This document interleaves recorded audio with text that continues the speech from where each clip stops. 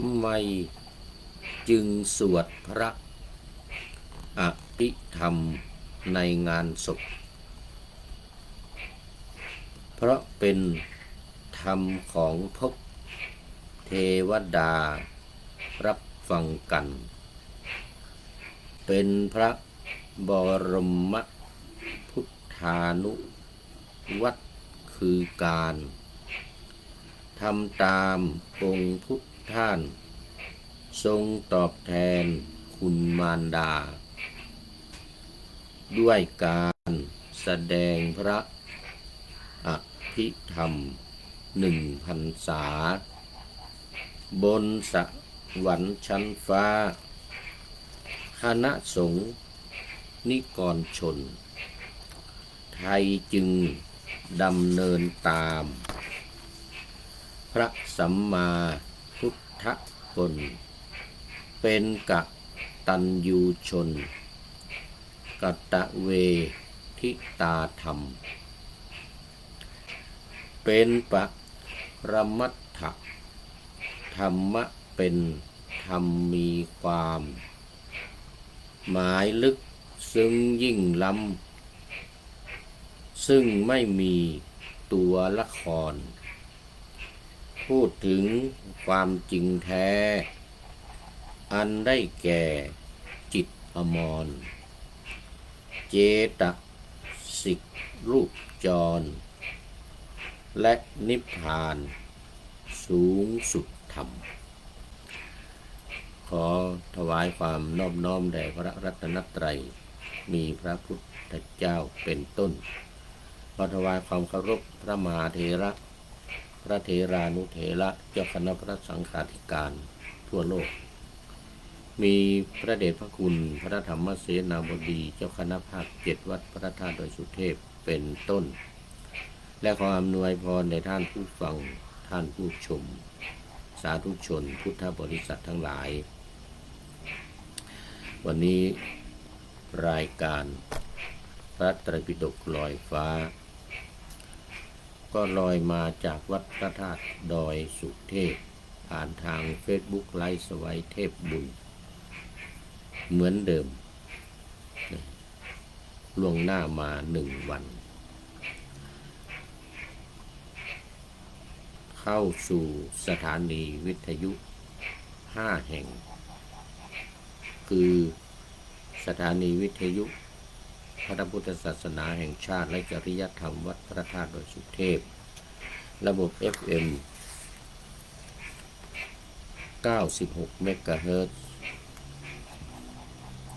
มีพ่อครูวันลบนามวงพรหมเป็นผู้อำนวยการอาจารย์พระมหาประสิทธิ์ประสาธิโกเป็นหัวหน้าสถานี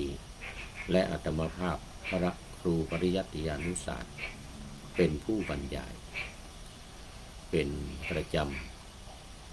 ำทุกวันเวลา 23 นาฬิกา 5 ทุ่มตรงถึง 24 นาฬิกาหรือเที่ยงคืน2 สถานีวิทยุเพื่อการศึกษาพระพุทธศาสนาและวัฒนธรรม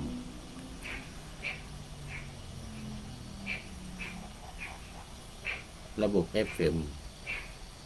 104.50 เมกะเฮิรตซ์มีพระครูสมุวิสุวัตรวรกิจโจ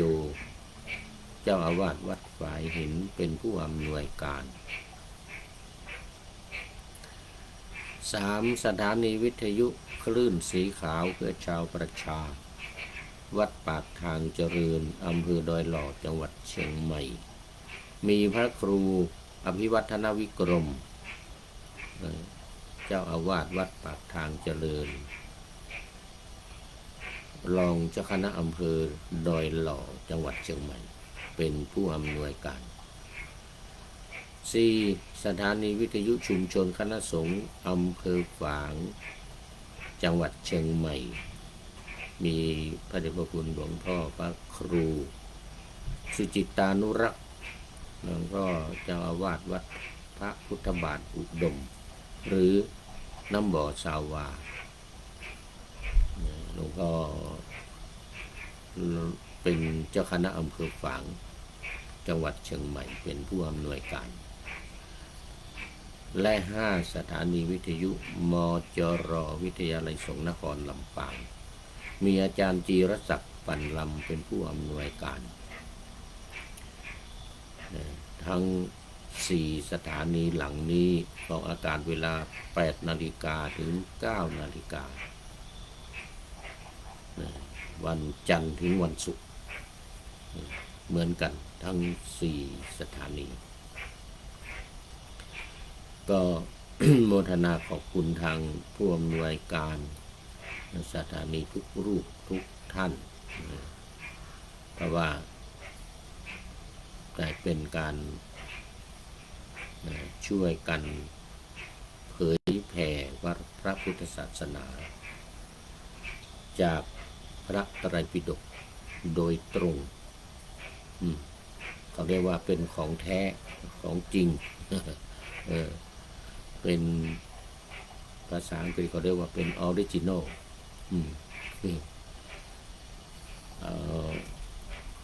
สมัยก่อนนี่ก็เอาเนี่ยเป็นแบบนี่นำมาออกอากาศพูดคุยแต่ว่าไม่มีหลักฐานมีเล่มนั้นนะหน้านั้นหน้านี้อะไรอย่างเงี้ยเป็นหลักฐานก็มีคนท้วงติงเข้ามาว่าเป็นการพูดลอยๆนะการพูดลอยๆไม่มีหลักฐานพยานว่าเล่มนั้นเล่มนี้หน้านั้นหน้านี้นิกายนั้นนิกายนี้อะไรเงี้ยเนี่ยตอนหลังมานี่เลยก็เลยต้องมีหลักฐานมาอ้างอิงมีหลักฐานมาอ้างอิงให้ชัดเจนอย่างตอนนี้เป็นพระไตรปิฎกเล่มที่25แล้วก็เป็นเรื่องอะไรขุททกนิกายขุททกปาฐะอย่างนี้พระไตรปิฎกเล่มที่25แล้วก็เรื่องอะไรอยู่ในหน้าที่เท่าไรก็เลยต้อง มีหลักฐาน มาอ้างอิงเป็นหลักฐานชัดเจนแน่นอนระยะหลังมานี่ระยะหลังมาก็เลยต้องมีมาโชว์มาแสดงให้เห็นด้วยว่าเนี่ยไม่ใช่ว่ามาโม้เอาเองนะมาพูดเอาเองนะอย่างนี้อันนี้ก็เป็นเกี่ยวกับการอ้างอิงหลักฐานในการนำเสนอแต่ละเรื่องวันนี้ต้องขออภัยเสียงไม่ค่อยดีเสียงไม่ค่อยออก เป็นหวัดเมื่อวานนี้ถูกฝนเมื่อวานนี้ถูกฝนนิดหน่อยไม่นิดหน่อยถูกฝนมาก ตอนเช้ามานี่เสียงไม่ค่อยออกนี่มาตอนนี้ดีขึ้นบ้างนะอย่างตอนนี้เป็นยังอยู่ในเรื่องที่1อัตถกถาธรรมหรือธรรมปทัฏฐกถาธรรมบทในเล่มที่25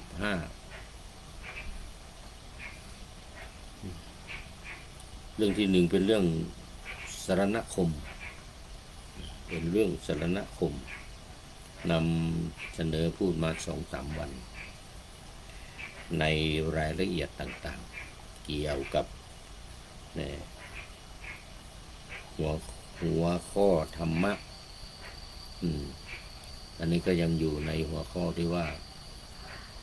ไตรสรณคมพระพุทธพระธรรมพระสงฆ์โดยพูดถึงเรื่องของการถึงพระรัตนตรัยตามภาษาบาลีที่เราว่ากันอยู่เป็นประจำเวลาให้ศีลญาติโยมจะขอ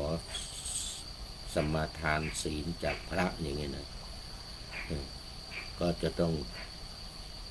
กล่าวคำเข้าถึงพระรัตนตรัยซะก่อน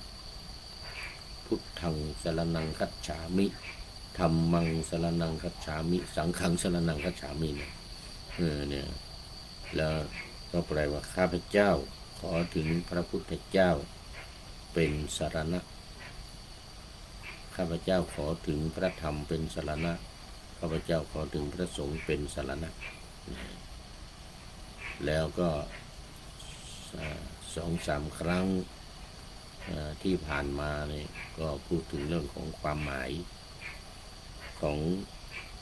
คำว่าสรณะก็ยังไม่จบ ซึ่งความหมายที่ว่า1เป็นความหมายถึงสรณะหรือว่าที่พึ่งเนี่ยคำว่าที่พึ่งหมายถึงว่าเป็นสิ่งที่จะช่วยเหลือที่จะทำลายขจัดปัดเป่าบรรเทาทุกข์ภัยอันตรายและกิเลสกิเลสต่างๆที่เกิดอยู่ในจิตใจของเราให้ออกจากใจของเราเรียกว่าให้พ้นทุกข์ เมื่อมีกิเลส ขออภัยเมื่อมีกิเลสอยู่ก็ทำให้เป็นทุกข์ทำให้เกิดความเดือดร้อนวุ่นวายแต่ถ้ากำจัดปัดเป่ากิเลสทั้งหลายออกไปความทุกข์ทั้งหลายก็จะหมดไปอันนี้เป็นเป้าหมายสำคัญในการที่ว่าเราจะเข้าถึงพระรัตนตรัยการยึดถือพระรัตนตรัยเป็นสรณะก็เพื่อเป็นเครื่องช่วยทำลายขจัดปัดเป่าทุกข์ภัยและกิเลสต่างๆในจิตใจให้หมดสิ้นนี่เป็นข้อความที่มาในพระไตรปิฎกแล้วเมื่อวานนี้เราก็มาพูดถึงเรื่องของกิเลสทั้งหลายที่เราจะกำจัดปัดเป่าอะไรทั้งหลายให้ออกไปจากใจของเราเนี่ยแล้วก็ได้พูดถึงเรื่องของกิเลสตัวใหญ่ราคะโทสะโมหะหรือโลภะโทสะโมหะความโลภความโกรธความหลงความใคร่ความโกรธความหลงเนี่ยราคะกับโลภะนี่เท่ากันดังที่ได้ว่าไปแล้วเมื่อวานเมื่อครั้งก่อน คราวนี้ก็มาพูดเรื่องสังโยชน์ซึ่งก็อยู่ในเป็นตัวใหญ่ของกิเลสจะเป็นสาขาของกิเลสก็ว่าได้สังโยชน์10 ประการสังโยชน์10 ประการนี้มันก็คือ1สักกายทิฏฐิ2วิจิกิจฉา3ศีลพัตตปรมาส4กามราคะ5รูปราคะ6ปฏิฆะก็5ปฏิฆะ6รูปราคะ7อรูปราคะ8มานะ9อุทธัจจะก็10อวิชชาเนี่ยอันนี้จะต้องเป็นสิ่งที่จะต้องกำจัดที่ว่าจะขจัดปัดเป่าทุกข์เนี่ยนะขจัดปัดเป่าภัยหรือขจัด ปัดเป่าให้กิเลสทั้งหลายเนี่ยออกไปจากใจของเราได้ ก็จะต้องกำจัดสังโยชน์ทั้ง10ประการนี้ให้ออกไปตามลำดับ1 ถึง 10 ข้อเมื่อวานนี้พูดถึงเรื่องของกิเลสตัวใหญ่นะกิเลสตัวใหญ่คือราคะโทสะโมหะเพราะว่าไปวันนี้ก็จะได้มาพูดถึงเรื่องของสังโยชน์ซึ่งเป็นสิ่งสำคัญเป็นขั้นตอนในการที่จะได้บรรลุธรรมในการที่จะรู้ธรรมทั้งหลายเอามาว่ากันข้อหนึ่งสังโยชน์ข้อที่1ก็คือสักกายทิฏฐิสักกายทิฏฐิก็หมายถึงการถือว่าเป็นตัวเป็นตนเป็นเราเป็นเขาที่เราถือกันอยู่อันนี้ตัวเรานะไอ้นี่ของเรานะเนี่ยอาหารการมะมังการทั้งหลายเหล่านี้นะเรียกว่าตัวสังโยชน์คำว่าสังโยชน์เนี่ยเป็นสิ่งที่ร้อยรัดมัดก็ได้ร้อยรัดมัดสัตว์ทั้งหลายสมมติสัตว์นี่หมายถึงว่ามนุษย์เรานี่แหละให้อยู่ในสังสารวัฏนี้หรือให้อยู่ในโลกนี้ไม่ให้พ้นจากโลกนี้ไปได้ไม่ให้บรรลุธรรมไม่ให้บรรลุเป็นพระอริยบุคคลขั้นต่างๆตั้งแต่โสดาบันสกทาคามีอนาคามีจนถึงอรหันต์ตัวนี้เป็นตัวที่สำคัญรองจากกิเลสตัวใหญ่ที่กล่าวเมื่อวานคือราคะโทสะโมหะนั้นเป็นตัวเป้งตัวเป้งจริงๆโอ้ตอนนี้ขอต้อนรับคุณโยมละอชายมินโอ้สาธุค่าวะนะมาแล้ววันนี้นึกว่าจะพูดให้ผีฟังจะพูดให้กบเขียดที่ร้องอยู่ข้างๆแต่ว่ายังมีFC เก่าแก่โบราณนานในกาเลคุณโยมละอชายมินจากถนนทุ่งโฮเต็นหลังวัดกูคำวัดกูคำตำบลวัดเกตอำเภอเมืองเชียงใหม่วันนี้ FC ตัวจริงมาแล้ว เป็นอาทิกัลยาณีเป็นผู้ที่มีความงามในเบื้องต้นเพราะว่าตอนนี้กำลังนี่ผ่านไปแค่19 นาที19 นาทีถ้าเลยจากนี้ไปจนถึง30 นาทีนี่ก็จะเป็นมัชเชกัลยาณีแล้วเนอะเราตั้งกฎเกณฑ์กันขึ้นมาใหม่แล้วตอนนี้รายการทุกรายการก็เน้นในเรื่องของศีลสมาธิและปัญญาเพราะว่ามันจะเข้าสู่เป้าหมายสำคัญของพระพุทธศาสนาอย่างศีลนี่ก็ทำให้เกิดมีความสุขในปัจจุบันในทิฏฐธรรมเป็นเบื้องต้นสมาธิก็สูงขึ้นไปเน้นให้จิตสงบเกิดปัญญาแล้วก็บรรลุธรรมส่วนปัญญานี่โดยตรงเลยสมาธิโดยอ้อมสมาธินี่โดยอ้อมคือจิตทำจิตให้สงบแล้วจึงจะเกิดปัญญาแต่ปัญญาเนี่ยเป็นการทำให้เกิดความรู้ความเข้าใจแล้วก็ตรงเข้าสู่การบรรลุธรรม ไม่ต้องไปรอให้ไม่ต้องไปรอจิตสงบไม่ต้องไปรอให้มันบรรลุเองมันบรรลุเองแต่ปัญญานี่เป็นสายตรงเลยเขาเรียกว่าเป็นไตรสิกขาการศึกษาเพื่อที่จะให้เข้าถึงบรรลุเป้าหมายสูงสุดของพระพุทธศาสนาสมาธิเป็นโดยอ้อมแล้วก็ปัญญานี้โดยตรงหรือเขาเรียกว่าเป็นสายตรงสายตรงยังไงเพราะว่ามันก็เป็นการศึกษาเอาเลยศึกษาเอาเลยเอาใจจดจ่อไม่ต้องรอจิตสงบแล้วมันเกิดปัญญาเองอันนั้นเป็นสายอ้อม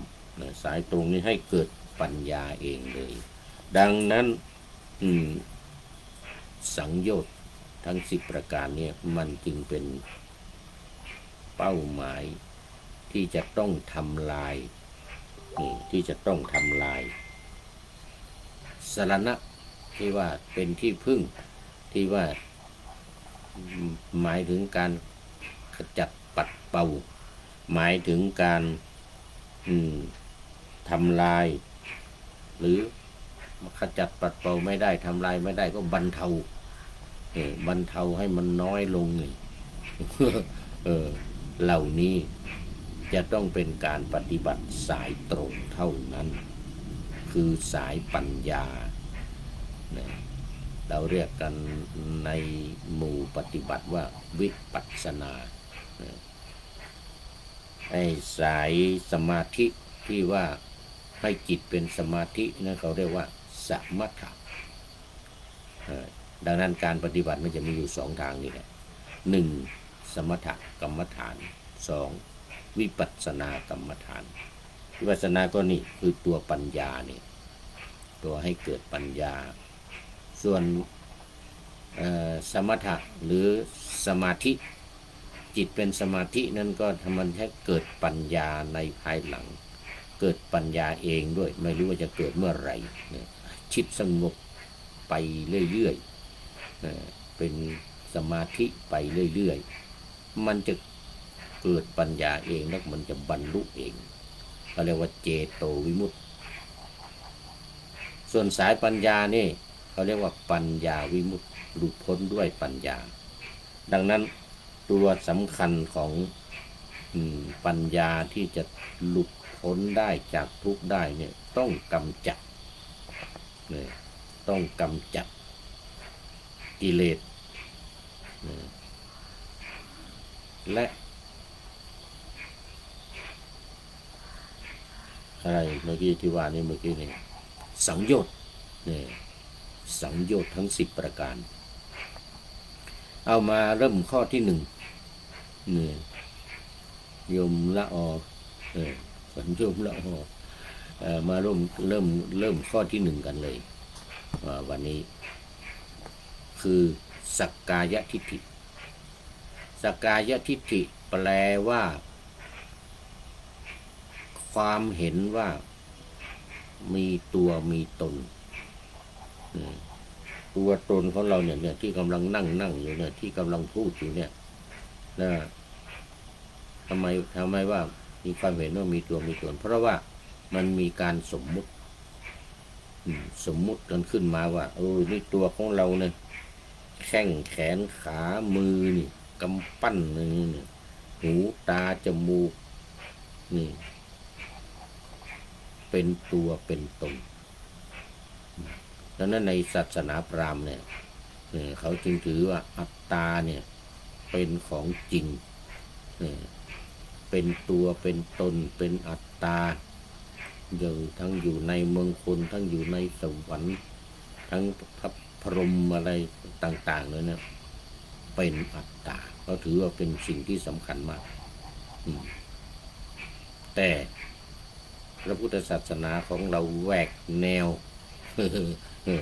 เขาเรียกว่าแหวกแนวแหวกแนวอะไรแหวกแนวของพราหมณ์พระพุทธศาสนาเกิดภายหลังคือพระพุทธเจ้าเนี่ยบรรลุธรรมในภายหลังเนี่ย ตอนเกิดมาพระพุทธองค์ก็เกิดมาในศาสนาพราหมณ์ซึ่งถือกันว่าตัวตนเนี่ยเป็นสิ่งที่สำคัญหรืออัตตาเนี่ยเป็นสิ่งที่สำคัญมีอัตตามีตัวมีตนแต่พอพระพุทธเจ้าตรัสรู้หรือบรรลุธรรมแล้วเนี่ยพระองค์ก็แสดงว่าตัวตนไม่มีเป็นอนัตตาเพราะฉะนั้นสักกายทิฏฐิการถือว่ามีตัวมีตนเนี่ยเป็นคำดั้งเดิมของศาสนาพราหมณ์ที่ถือว่ามีตัวมีตนแต่พระพุทธเจ้าพอตรัสรู้แล้วรู้ความจริงแล้วว่าตัวตนเนี่ยมันไม่มีมันเป็นเพียงสมมุติกันขึ้นเท่านั้นว่าเนี่ยเป็นตัวเป็นตนในความเป็นจริงแล้วมันเป็นอนัตตาคือมันไม่ใช่ตัวตนไม่ใช่เราไม่ใช่ของเราโดยเหตุผลว่ามันไม่อยู่ในบังคับบัญชาของเราเราบังคับบัญชามันไม่ได้เนี่ยมันเกิดมาแล้วเนี่ยมันจะแก่มันจะเจ็บมันจะตายเนี่ยเราบังคับมันไม่ได้ตรงนี้เองเรียกว่ามันเป็นอนัตตานะตรงนี้เรียกว่ามันเป็นอนัตตาเพราะว่ามันไม่อยู่ในอานัตบังคับบัญชาของเราเราจะบอกมันว่าอย่าแก่นะต้องหนุ่มอยู่อย่างนี้ตลอดนะมันก็ไม่ได้เหมือนกับผู้พูดสมัยก่อนตอนเป็นเด็กหน้าตาไม่ได้เหี่ยวย่นหางคิ้วไม่ได้มีตีนกา หน้าผากไม่ได้ย่นไม่มีเป็นชั้น2 ชั้น3 ชั้นอย่างนี้มันไม่มีตอนเป็นเด็กตอนเป็นหนุ่มอายุ17 18 19 20อย่างเงี้ยไม่มีนี่ตีนกานี่ไม่มีไอ้รอยเหี่ยวย่นที่หน้าผากเนี่ยไม่มี ไม่มีเพราะอะไรเพราะมันยังหนุ่มมันยังหนุ่มยังน้อยยังเป็นหนุ่มเป็นสาวกันอยู่เนื้อหนังก็เต่งตึงไอ้จะเหี่ยวย่นอย่างเงี้ยไม่มีแต่พออายุมากขึ้น40 ปี50 ปี60 ปีขึ้นมานี่เอาแล้วหนังตาหย่อนมีเป็นวงขึ้นมานี่หางคิ้วนี่เป็นรอยตีนกาอย่างนี้หน้าผากย่นมือนี่เหี่ยวหมดนี่นิ้วมือหลังมือลำตัวแขนนี่เหี่ยวหมดแล้วเพราะอะไรเพราะมันเป็นอนัตตามันไม่อยู่ในบังคับบัญชาของเราความเห็นที่ว่าเป็นอัตตาข้อที่1ของสังโยชน์ที่ว่าสักกายทิฏฐิเนี่ยมันจึงเป็นสิ่งที่ไม่จริงเป็นสิ่งที่เขาเรียกว่าไม่เที่ยงเป็นทุกข์แล้วก็เป็นอนัตตาคือมันไม่ใช่ตัวไม่ใช่ตนไม่ใช่เราไม่ใช่เขาเป็นเพียงแต่ธาตุ4มารวมกันอยู่เนี่ยดินน้ำไฟลมเนี่ยธาตุดินคือสิ่งที่เนี่ยที่เราแข็งแค้นกับแข็งเนี่ยนี่คือธาตุดินในตัวของเราเนี่ยไอ้ที่มันแค้นคืออย่างหนังอย่างเนื้อเนี่ยมันบีบได้บุ๋มได้ส่วนไอ้ที่มันแข็งก็คือกระดูกเช่นกระดูกฟันอย่างนี้กระดูกตามแขนตามนิ้วมือตามแข้งตามขากระดูกต่างๆทุกส่วนทุกชิ้นในตัวของเราเนี่ยทั้งหมด300เนี่ยกระดูก300 ท่อนในตัวของเราทั้งหมดนี่นะไอเนี่ยเป็นธาตุดินมารวมตัวกันอยู่นี่ธาตุน้ำมีไหมมีไอ้ที่มันรวม เราเป็นกลุ่มเป็นก้อนนี่คือน้ำนะแล้วมันยังมีน้ำต่างๆที่เราท่องกันมาตั้งแต่เป็นเด็กเองอะน้ำเลือดน้ำหนองดีสเลตหนองเลือดเหงื่อมันข้นน้ำลายน้ำมูกไขข้อน้ำมูดมันอยู่ในตัวเราเนี่ยนะไอ้ที่เราเป็นกลุ่มเป็น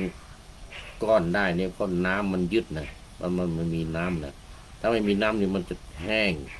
กระจายเป็นผุยผงไปเลยนี่เพราะมันมีน้ำอยู่อันนี้ลักษณะที่มันเกาะกลุ่มกันอยู่นี้เรียกว่าเป็นธาตุน้ำเพราะฉะนั้นมันไม่อยู่ในบังคับบัญชาของเรามันก็ไม่ใช่ตัวไม่ใช่ตนไม่ใช่ของเราถ้ามันเป็นของเราเราก็บังคับมันได้ดิอยากแก่นะต้องหนุ่มอยู่อย่างนี้ตลอดนะหน้าตาเต่งตึงอยู่อย่างนี้ตลอดนะแขนเต่งตึงอยู่อย่างนี้ตลอดนะเพราะฉะนั้นมันไม่อยู่ในอานัตบังคับบัญชาของเรามันจึงเป็นอนัตตาคำว่าสักกายทิฏฐิข้อที่หนึ่งของสังโยชน์เนี่ยมันจึงเป็นสิ่งที่ไม่จริงไม่เป็นตัวไม่เป็นตนเป็นอนัตตาดินน้ำธาตุดินธาตุน้ำธาตุลมที่อยู่ในตัวของเราเนี่ยลมหายใจลมพัดขึ้นเบื้องบนที่อยู่ในหัวของเราในตัวของเรานี่นะลมพัดลงเบื้องล่างเนี่ยในตัวของเรานี่ลมในท้องลมในไส้ลมหายใจแล้วก็อย่างผู้หญิงจะมีลมกัมมัชวาตอีกลมเบ่งที่จะเบ่งลูกให้คลอดออกมาเนี่ยอันนี้เขาเรียกว่าเป็นลมพิเศษของผู้หญิงของผู้ชายเราไม่มีลมกัมมัชวาตของผู้ชายของเรานี่มันไม่มีแต่ผู้หญิงเพราะฉะนั้นในตัวของเรามันก็มีลมอยู่อย่างเนี้ยลมมันอยู่ในท้องลมอยู่ในไส้ของเราเนี่ยนี่รวมกันอยู่ไฟมีไหมในตัวของเราอยู่มันมีไฟเราจับดูแขนของเราเนี่ยอุ่นๆใช่ไหมจับดูนี่แก้มเรานี่อุ่นๆจับหน้าผากนี่อุ่นๆตัวขั้วลำตัวของเราเนี่ยอุ่นขณะที่มีชีวิตอยู่นะพอตายดิไฟมันจะออกแล้วเนี่ยมันก็เย็นเลยเนี่ยคนตายแล้วมันเย็นหมดเย็นเสร็จแล้วก็มันก็จะเน่าจะคุจะพองต่อไปเพราะไม่มีจิตไม่มีวิญญาณอยู่ภายในเพราะนั้นลมก็อยู่ในตัวของเรานี่แหละดินน้ำลมไฟก็อยู่ในตัวของเรานี่ความอบอุ่นนี่แล้วไฟอยู่ในท้องนี่มันเผาอาหารเวลาเรากินข้าวเข้าไปกินแกงเข้าไปกินกับกินผักกินปลากินอะไรเข้าไปมันจะเผามันไม่มีเปลวหรอกแต่ว่ามันเป็นความร้อนก็เลยเป็นอุณหภูมิอุณหะแปลว่าความร้อนมันอยู่ในตัวของเรานี้เรียกว่าธาตุไฟเพราะฉะนั้นมันมารวมกันอยู่เนี่ยสี่อย่างเนี่ยธาตุดินธาตุน้ำธาตุลมธาตุไฟเนี่ยแล้วก็มีอากาศคือช่องว่างที่อยู่ในตัวของเราเนี่ยอย่างรูจมูกเนี่ยที่ในเบ้าตานี่ในท้องในไส้นี่นะนี่เขาเรียกว่ามันเป็นช่องว่างที่อยู่ในตัวของเราเป็นอากาศ เราเรียกอากาศธาตุแล้วก็วิญญาณคือตัวรู้ที่อยู่ในจิตในใจของเราเนี่ยตัววิญญาณตัวเนี้ยมันเข้ามาปฏิสนธิเวลาเราอยู่ในครรภ์ของมารดาตอนที่เป็นกะละนะก็มีวิญญาณเข้ามาแล้วก็ตัวตนไอ้ที่เราสมมุติกันว่าเป็นแข้งเป็นขาเป็นหูเป็นตาเนี่ยเป็นแขนเป็นลำตัวเป็นเส้นผมเป็นหน้าผากเป็นอะไรที่เราว่ากันเป็นอย่างเราเนี่ย รวมกันแล้วเรียกว่าธาตุสี่มารวมกันแล้วมันเป็นยังไงที่ว่ามันไม่ใช่ตัวไม่ใช่ตนเพราะมันจะแตกสลายไปในที่สุดอายุไข70 ปี80 ปี90 ปีก็ไปหมดแล้วผุพังวิญญาณของเรานี่ออกวิญญาณออกจากร่างไปทุกส่วนในนี้ก็เน่าเละเทะเฟะตุ่มเปะเป็นเลือดเป็นหนองเป็นอะไรกำลังผุพองอะไรออกมาหมดเหลือแต่กระดูกแล้วต่อไปกระดูกเองนี่ก็จะสลายสูญสลายหายไปอีกเหมือนกันไม่ยั่งยืนไม่คงทน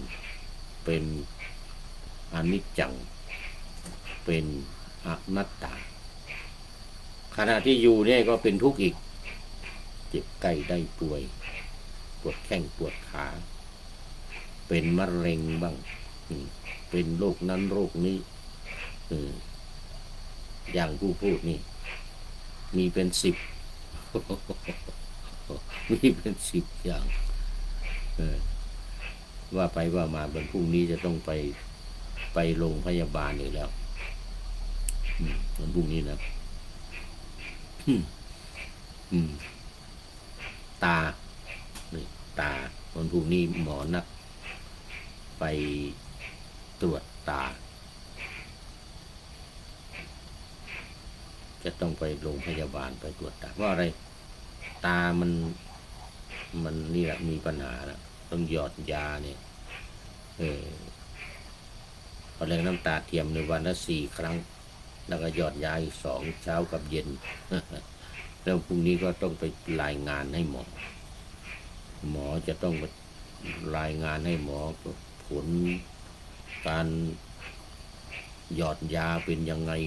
ผลการยาที่เอามากินมันมีออกฤทธิ์ออกเดชอะไรยังไง ต้องไปรายงานให้หมออย่างนี้พรุ่งนี้วันที่เท่าไหร่วันที่3อันนั้นก็กรกฎาคมไปหาหมอ วันนี้โยมละอหลับไปหรือยัง วันนี้มีFC เหลืออยู่คนเดียว เข้ามาคนเดียวก็ไม่เป็นไรนะเอานี่พูดถึงข้อที่1นะวันนี้ข้อที่1คืออะไรสักกายทิฏฐิในสังโยชน์10 ประการนี่นะราคะโทสะโมหะนั้นกิเลสตัวใหญ่นั้นว่าไปแล้วตอนนี้ว่าถึงสังโยชน์10 ประการรายละเอียดข้อที่1สักกายทิฏฐิแปลว่าความเห็นสักกายะก็คือที่เราแปลว่ากายเนี่ยร่างกายของเราเนี่ยที่เราสมมุติกันว่าเป็นตัวเป็นตนเนี่ยความจริงมันไม่ใช่ตัวตนไม่มีตัวตนเป็นอนัตตาดังที่กล่าวมานี้นี่ข้อที่1สักกายทิฏฐิ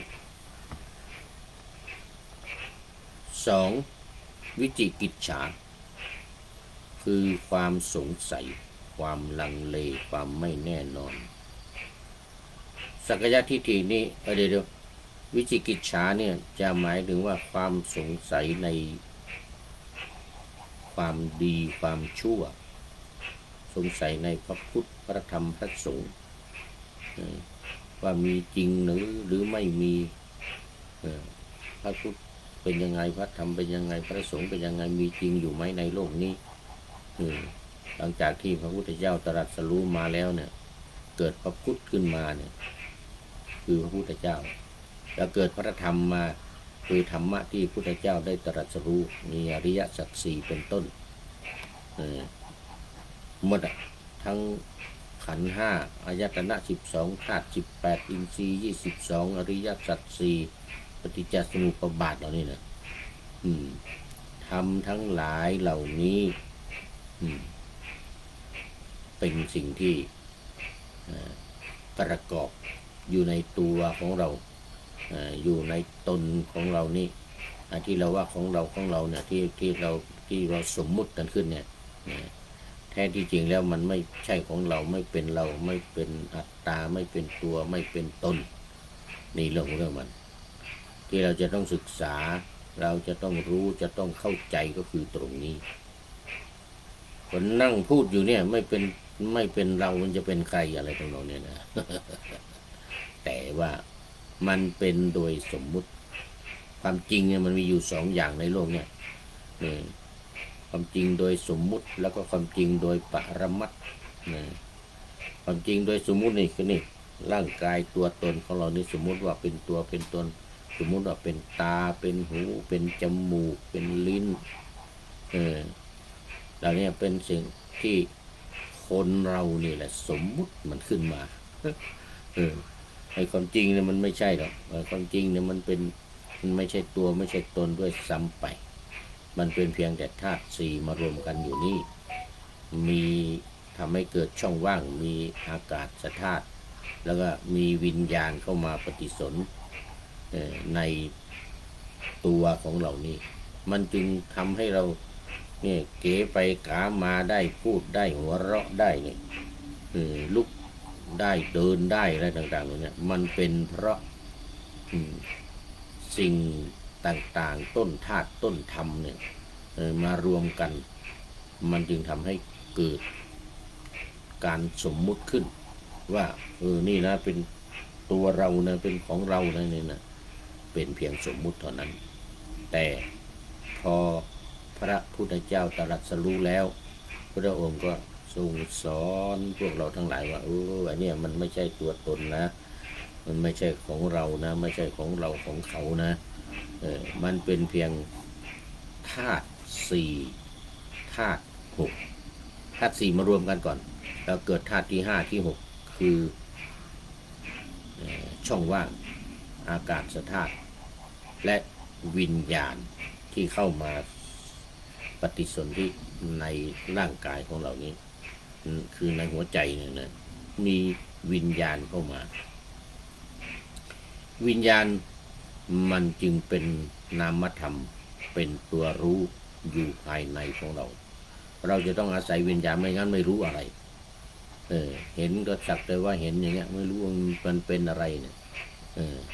ถ้าไม่มีวิญญาณนี้จะรู้ได้ยังไงก็รู้เนี่ยผ่านทางตาเนี่ยตาเห็นเนี่ยผ่านทางหูเนี่ยได้ยินเสียงเขียดร้องอ๊อบแอ๊บนี่ใช่ไหมเราก็รู้ว่านี่เขียดนะเนี่ยเพราะอะไรเพราะว่าหูได้ยินวิญญาณที่อยู่ภายในมันรู้ผ่านทางหูนี่ผ่านทางหูนี่เป็นเสียงอะไรเนี่ยเสียงเขียดเขียดกับเราอ๊อบแอ๊บเนี่ยนี่เขาเรียกว่าเป็นสิ่งสมมุติเป็นสิ่งสมมุติขึ้นไม่สมมุติก็ไม่ได้มันเกิดมาแล้วเนี่ย มันเกิดมามันมารวมกันแล้วเนี่ยธาตุดินธาตุน้ำธาตุลมธาตุไฟมารวมกันอยู่นี่เกิดช่องว่างขึ้นเรียกว่าอากาศธาตุแล้วก็มีวิญญาณเข้ามาปฏิสนธิอยู่ขณะนี้ก็เป็นวิญญาณธาตุเพราะฉะนั้นธาตุ18เนี่ยก็จะมี6อย่างเนี่ยดินน้ำไฟลมเดี๋ยวก่อนมี6อย่างคือตาหูจมูกลิ้นกายและใจแล้วก็มีอายตนะภายนอกเข้ามาคือรูปสิ่งที่เราเห็นเนี่ยเห็นได้จับต้องได้เรียกว่าเป็นรูปเป็นแสงเป็นแสงของดวงไฟแสงของดวงอาทิตย์แสงของดวงจันทร์อะไรนี่เป็นสิ่งที่ตาเราเห็นสีเป็นสีเหลืองสีแดงสีขาวสีดำอะไรต่างๆเขาเรียกว่ามันเป็นรูปเป็นรูปที่มากระทบตาของเราทำให้เกิดความรู้อยู่ภายในจิตใจของเรามันจึงเป็น เออสมมุติเป็นสิ่งที่สมมุติกันขึ้นมาเพราะฉะนั้นความสงสัยก็จะสงสัยสิ่งต่างๆทั้งหลายเหล่านี้แหละเมื่อรู้แจ้งเห็นจริงความสงสัยก็จะหมดไปเมื่อเราได้มาปฏิบัติเราได้มารู้ในเรื่องของความเป็นจริงของสังขารคือร่างกายของเรานี้วิจิกิจฉาคือความลังเลสงสัยมันก็จะหมดไปว่านี่มันเป็นไปตามความจริงของมันอย่างนี้นะมันเป็นอนัตตานะหูตาจมูกลิ้นกายใจทั้งหลายเหล่านี้ที่มันมารวมกันมาชุมนุมกันอยู่เนี่ยแล้วเราก็สมมุติมันขึ้นว่าเป็นตาเป็นหูเป็นจมูกเป็นลิ้นเป็นกายแล้วเป็นใจเนี่ยเพราะอะไรเพราะว่าเป็นเพียงสมมุติเท่านั้นความจริงโดยสมมุตินี่ถ้าไม่สมมุติก็มันก็ไม่รู้กันมันก็ไม่รู้กันเป็นเพียงแต่สมมุติให้มันรู้กันว่านี่นะเป็นแข้งเป็นขาอันนี้นะเป็นมือนะอันนี้เป็นตานะอันนี้เป็นหูนะอันนี้เป็นเส้นผมนะอย่างเงี้ยนะก็ทำให้มันเป็นที่เข้าใจกันเท่านั้นเองเป็นที่รู้กันเป็นที่เข้าใจกันแต่ความจริงแล้วมันไม่เป็นทั้งความสงสัยนี้เมื่อรู้ความเป็นจริงตามความเป็นจริงแล้วความสงสัยมันก็จะหมดไปเรียกวิจิกิจฉาข้อที่สองของสังโยชน์10ประการนี่นะของสังโยชน์10ประการทีนี้ข้อที่3ศีลพัตตปรามาสวันนี้สัก3ข้อนะวันนี้สัก3ข้อจำนวน10ข้อนี่นะศีลพัตตปรามาสยังไงคือเขาเรียกว่าศีลพรตหรือเรียกอีกอย่างหนึ่งว่าการลูบคลำศีลคือไม่รู้ตามความเป็นจริงว่าศีลเนี่ยจะรักษามันยังไงให้ถูกต้องไม่ใช่ไปยึดไปถือเอาว่าศีลทั้งหลายที่เกิดขึ้นมาแล้วเนี่ยต้องเคร่งครัดปฏิบัติไปตามนั้นโดยไม่ดูไม่รู้ไม่สังเกตไม่เฉลียวใจในการอนุมัติการอนุญาตหรือการผ่อนปรนหรือการเขาเรียกว่ามันการเปลี่ยนนะการเขาเรียกว่าอะไรยืดหยุ่นเขาเรียกว่าการยืดหยุ่นเพราะฉะนั้นการถือศีลเนี่ยต้องมีการยืดหยุ่นไม่ใช่ว่าจะถือโดยตรงอย่างเดียวไม่มีการยืดหยุ่นไม่มีการผ่อนปรนไม่มีการผ่อนผันนั่นจึงเรียกว่าถือศีลพัตตปรามาสถือผิดถือศีลผิดอย่างการปฏิบัติตามศีลอย่างเคร่งครัดไม่กินอะไรอย่างเงี้ยเนี่ยเหมือนพระพุทธเจ้าถือเคร่งตอนบำเพ็ญทุกขกิริยาข้าวไม่กินน้ำไม่กินทั้งหมด49 วันถือเขาเรียกว่าเป็นศีลพรตเลยทีนี้เนี่ยถือเคร่งครัดมากจนเกินไปเรียกว่าเป็นศีลพัตตปรามาสเอาเวลานั่งเอาลิ้นแตะเพดานลิ้นข้างในเนี่ยลิ้นแตะเพดานอยู่งั้นฟันข้างล่างฟันข้างบนเอากัดติดกันไว้จนน้ำลายไหลเยิ้มก็ทำอยู่อย่างนั้นนะ นี่เขาเรียกว่าศีลพรตเคร่งครัดจนเกินไปเอาลิ้นขึ้นไปแตะบนเพดานพระพุทธเจ้านะบำเพ็ญทุกขกิริยานี่นะปรากฏว่ามันไม่ใช่หนทางในการที่จะหลุดพ้นในการที่จะเป็นพระพุทธเจ้าได้ปฏิบัติอยู่6 ปีเรียนมาศึกษามาจากอาจารย์อุตกดาบทลาระดาบทนี่นะเราต้องทำอย่างนี้ทำอย่างนี้ทำอย่างนี้มันก็ไม่บรรลุเป็นพระพุทธเจ้า6 ปีปฏิบัติอยู่หลังจากที่ออกผนวดหลังจากที่ออกบวชมาแล้วนะมันไม่ประสบความสำเร็จไม่ได้เป็นพระพุทธเจ้าสักทีอดข้าวอย่างนี้ ไม่กินข้าวไม่ฉันข้าวนะน้ำก็ไม่ฉันข้าวก็ไม่ฉันนะ49 วันจนผอมหมดเนี่ยแล้วมือแตะเข้าไปหน้าอกเนี่ยถึงสันหลังเนี่ยเจอกระดูก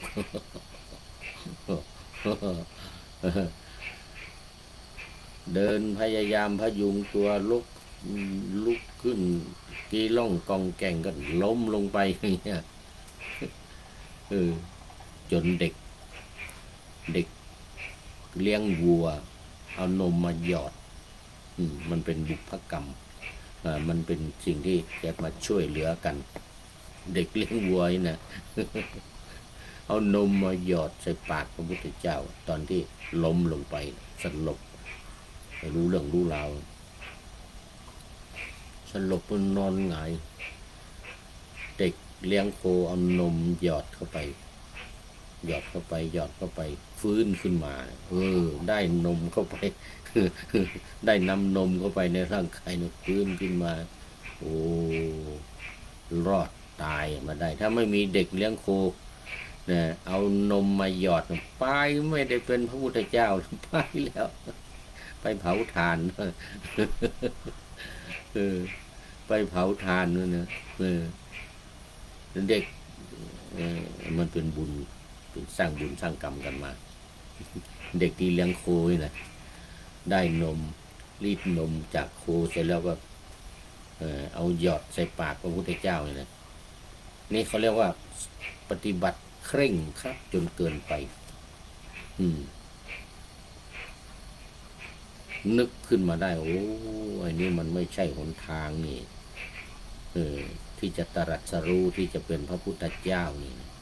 ต้องมัชฌิมาปฏิปทาเนี่ยเดินทางสายกลาง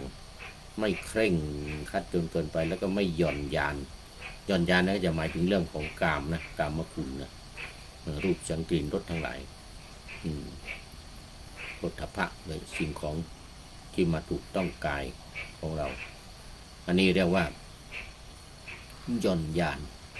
ตกลงว่าเราจะไม่หย่อนยานแล้วก็จะไม่เคร่งครัดจนเกินไปเป็นศีลพัตตปรมาสอะไรทีเนี้ยก็มาดำเนินทางสายกลางกินข้าวเลยทีเนี้ยต้องเสวยพระกรยาหารต่อจากนมของเด็กเลี้ยงโคนะต่อจากนมของเด็กเลี้ยงโคนั้นกระชุ่มกระชวยขึ้นมาลุกขึ้นมาได้ด้วยน้ำนมมันจากนั้นก็มันนึกขึ้นมาได้ที่ว่าเทวดามาดีดพิณ3 สายนั่นนะมันคือความคิดในใจความคิดในใจถึงบางอ้อว่านี่มันไม่ใช่ทางที่จะตรัสรู้นะจะเคร่งครัดขนาดไหนไม่กินข้าวไม่กินน้ำมา49 วันเนี่ยนะก็ไม่ใช่ไม่เป็นมัชฌิมาปฏิปทามันต้องทางสายกลางเลยนะก็เลยฉันเสวยข้าวเสวยพุจนาอาหารแล้วก็ประทับเดินจากนั่นนะขยาศีสะนู่นดงคสิรินั่นนะมาถึงพุทธคยานะ12 กิโล12 กิโลเมตร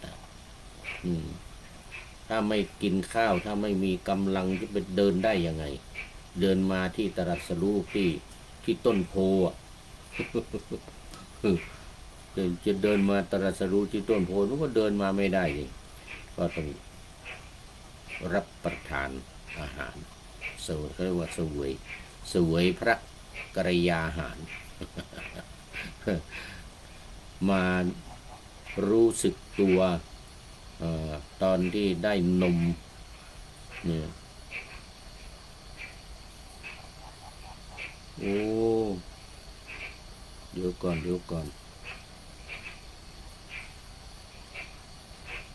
โอ้ใกล้จะหมดเวลาใกล้จะหมดเวลาวันนี้พูดได้3 ข้อนะ ไอ้ที่ว่าจะกำจัดกิเลสนี่นะกิเลสว่าไป3 ข้อกิเลสใหญ่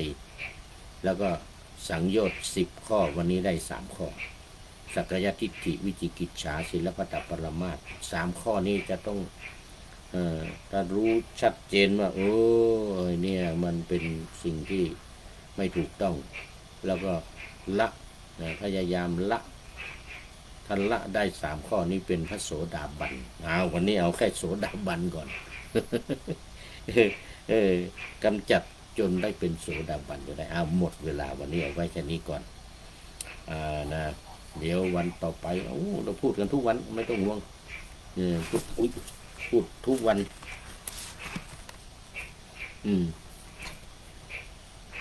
เอาละวันนี้คุณโยมละอชายมิน สุดท้ายเข้าสู่เส้นชัยของรายการในวันนี้โอ้โมทนาเป็นอย่างยิ่ง เอามาดูข้อคิดท้ายรายการวันนี้ได้จากผู้ใดหนอแลโอ้ท่านนายพลนเรศจิตรักของเรานี้เองท่านนายพลนเรศจิตรักของเรานี้เองเรื่องทำไมจึงสวดพระอภิธรรมในงานศพนะ ทำไมจึงสวดพระอภิธรรมในงานศพบอกว่าทำไมจึงสวดพระอภิธรรมในงานศพต่อไปคำตอบต่อไปเป็นคำตอบข้อ1ข้อที่1เพราะเป็นธรรมของภพคือที่อยู่นะเพราะเป็นธรรมของภพเทวดารับฟังกันนี่คืออะไรก็คือพระอภิธรรมเนี่ยที่เอามาสวดในงานศพเนี่ยเพราะว่ามันเป็นธรรมของหมู่เทวดารับฟังกันในภพสวรรค์นู่นบนสวรรค์ชั้นดาวดึงส์เนี่ยอันนี้ข้อที่1ข้อที่2เป็นพระบรมพุทธานุวัตรคือการทำตามองค์พุทธท่านทรงตอบแทนคุณมารดาด้วยการแสดงพระอภิธรรม1 พรรษาบนสวรรค์ชั้นฟ้าบนสวรรค์ชั้นฟ้าคณะสงฆ์นิกรชนคณะสงฆ์ก็คือหมู่พระทั้งหลายนิกรชนก็คือคนธรรมดาศรัทธาญาติโยมทั้งหลายนี่นะคณะสงฆ์นิกรชนไทยจึงดำเนินตามพระสงฆ์ไทยนิกรประชาชนชาวไทยนะดำเนินตามพระสัมมาพุทธกลเป็นกตัญญูชนกตเวทิตาธรรมในข้อที่2นี้บอกว่าต้องทำตามพระพุทธองค์ที่ขึ้นไปทรงแสดงพระธรรมเทศนาโปรดพุทธมารดาคือพระนางสิริมหามายาที่สวรรคตตั้งแต่พระองค์ได้7 วันนะประสูติมา7 วันก็ขึ้นไปอยู่บนสวรรค์ชั้นดุสิตไปเกิดบนสวรรค์ชั้นดุสิตและตอนพุทธองค์ขึ้นไปทรงแสดงธรรมให้โปรดมารดาเนี่ยก็ลงมาที่สวรรค์ชั้นดาวดึงส์ที่สวรรค์ชั้นดาวดึงส์ดังนั้นการเอาพระอภิธรรมมาสวดในงานศพเนี่ยก็เจริญรอยตามพระพุทธองค์เนี่ยเป็นการ แสดงความกตัญญูกตเวทีต่อพุทธมารดาที่สวรรคตไปมันก็คล้ายๆเป็นศพคล้ายๆก็เป็นศพอยู่เพราะว่าไปเกิดอยู่บนสวรรค์ตามไปพระองค์ตามขึ้นไปแสดงพระอภิธรรมจะตามไปแสดงธรรมและธรรมนั้นเป็นพระอภิธรรมฉะนั้นในงานศพของเราเนี่ยคนไทยเราจึงเอาบทอภิธรรมเนี่ยมาสวดในงานศพกุศลธรรมะอกุศลธรรมะอภยกตาธรรมะกัตเมธรรมะกุศลายตมิงสมเยกามาวจรังกุศลอะไรเนี่ยที่พระสวดกันที่พระสวดกันในงานศพนี่แหละเพราะเหตุนี้ข้อที่สองเนี่ยเพราะว่าทำตามเจริญรอยตามพระพุทธองค์ที่ไปโปรดพุทธมารดาบนสวรรค์ชั้นดาวดึงส์ต่อไปข้อสามเป็นปักรมัตถธรรมะเป็นธรรมมีความหมายลึกซึ้งยิ่งล้ำซึ่งไม่มีตัวละครพูดถึง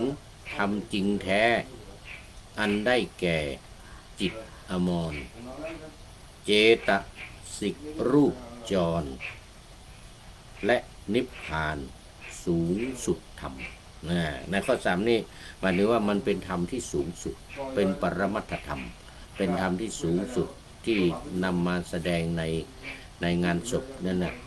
เพื่อที่จะให้คนทั้งหลายที่มาในงานศพได้รับฟังมีพ่อแม่พี่น้องญาติสนิทมิตรสหายที่มาร่วมงานศพได้รับฟังธรรมะขั้นสูงสุดธรรมะอันลึกซึ้งในพระพุทธศาสนาจึงจะเหมาะสมเพราะอะไรเพราะว่าพุทธมารดาได้รับฟังธรรม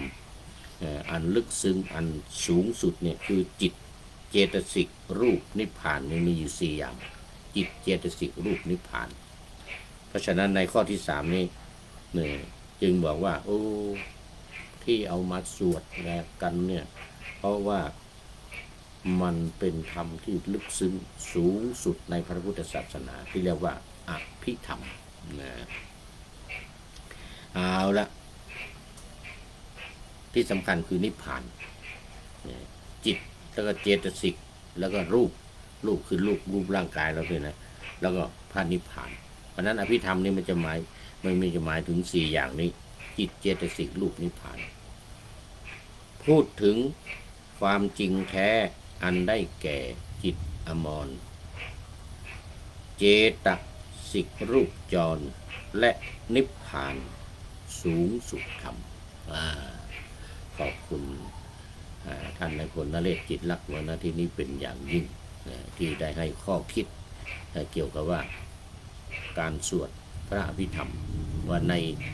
งานศพเนี่ยทำไมจะเอาอภิธรรมมาสวดทำไมไม่เอามงคลและสูตรสวดอย่างเจริญพระพุทธมนต์มงคลและสูตรแต่ในข้อที่สามนี้มันหมายถึงว่ามันเป็นธรรมะที่ลึกซึ้งสูงสุดในพระพุทธศาสนาและโมทนาขอบคุณท่านนายพลนเรศจิตลักษณ์เป็นอย่างยิ่งขอนำพระไตรปิฎกลอยฟ้าไปจากผู้ฟังทั้งหลายในโลกล่าวันต่อไปจะได้จรย้อนกลับมาสู่สถานีใหม่ให้ท่านฟังอย่าลืมเปิดวิทยุหรือเครื่องรับโทรศัพท์โมบายคอมพิวเตอร์ขัง YouTube เฟซเพจไลน์ให้ดังๆเพื่อชมฟังรายการวันต่อไปขอทุกท่านมีความสุขทุกคืนวันนำธรรมะประกอบการงานทั้งหลายเช่นขยันทำงานทางวาจากายใจขวนขวายกิจการงานนานาบำเพ็ญสาธารณประโยชน์เว้นสิ่งที่มีโทษโหดเยี่ยงสาประกอบแต่กรรมดีมีราคาแสวงหาเงินทองครองใจคนเสียสละพละทรัพย์นับมากน้อยไม่ให้ร้านก็ให้ร้อยไม่ด้อยผล เอื้อคนรวยช่วยคนยากฝากคนจน ให้ทุกคนเท่ากันมาตรฐานเดียว ขอเจริญพร